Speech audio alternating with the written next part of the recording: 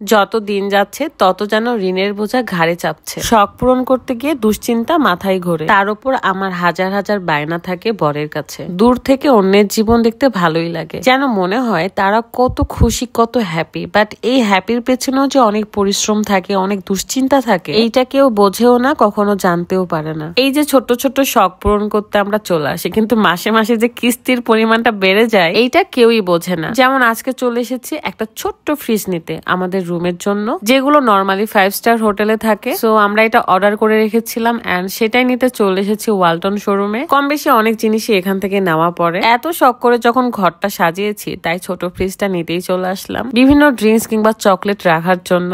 এদিকে আমার রুমের জন্য এসিও নিতে হবে, তাই সেটাও নিয়ে ফেললাম। মানুষটা কত কিছু করে, তার কাছে আবদার করতেও ভয় করে বা খারাপ লাগে। একজন স্ত্রী যদি তার হাজবেন্ডের সিচুয়েশন না বুঝে, তাহলে কিন্তু তাকে বোঝার মতো কেউই থাকে না। এমনিতেও আমি কখনো প্রয়োজনের থেকে বেশি কিছু চাই না তার কাছে, তবে যা চাই সেটা দেওয়ার খুবই চেষ্টা করে। বাই দা ওয়ে, এই সুন্দর 3 পিসটা কিন্তু আপনারা পেয়ে যাচ্ছেন ম্যাক্স স্মার্ট ফেসবুক পেজ থেকে। পেজটা আমার ভিডিও ডেসক্রিপশনে দেওয়া থাকবে, চেক করে নেবেন। খুবই সুন্দর একটা 3 পিস গর্জিয়াস, মানে আপনি যে কোনো পার্টিতে কিংবা প্রোগ্রামে যাইতে পারবেন। কালারটাও এত বেশি সুন্দর, জাস্ট পিকচার এন্ড ভিডিও করতে আমি রাজশাহী সিএনবি রোডে চলে এসেছিলাম, কারণ ওয়ালটন শোরুমটাও এই সিএনবির মোড়েই। এখন আমরা চলে যাব সোফা কিনতে। আমার জামাই অনেকদিন আগে থেকে দেখে রেখেছে অফিস রুমে একটা সোফা রাখবে, এন্ড তার শখের জিনিসগুলো খুবই ইউনিক এন্ড খুব সুন্দর। আরো একটা জিনিস নিবে, সেটা হচ্ছে এই যে সোফাও করা যায় এন্ড বেড করেও আপনি শুইতে পারবেন। আর থাকবে ছোট্ট এই সুন্দর কিউট সোফা। ছোট হলেও কি হবে, এটার দাম এত বেশি। আমি তো দুশ্চিন্তায় পড়ে গিয়েছিলাম যে এত টাকা কেমনে কি দিব। তার উপর ঋণের বোঝা যেন বাড়তেই আছে। যদিও বা এই চিন্তাটা আমার জামাইয়ের, তারপরও হয় না যে জামাইয়ের চিন্তা দেখলে নিজেরও খারাপ লাগে। এদিকে শখও পূরণ করতে ইচ্ছে করে। জীবনটা কত অদ্ভুত, তাই না? দেখেন এই হারিকেন গুলো, ইলেকট্রিক হারিকেন। ছোটবেলায় হারিকেনের আলোতে পড়াশোনা করতাম, আর এখন যুগের পরিবর্তনে দেখেন একদম ইলেকট্রিক হারিকেন বের হয়ে গেছে। না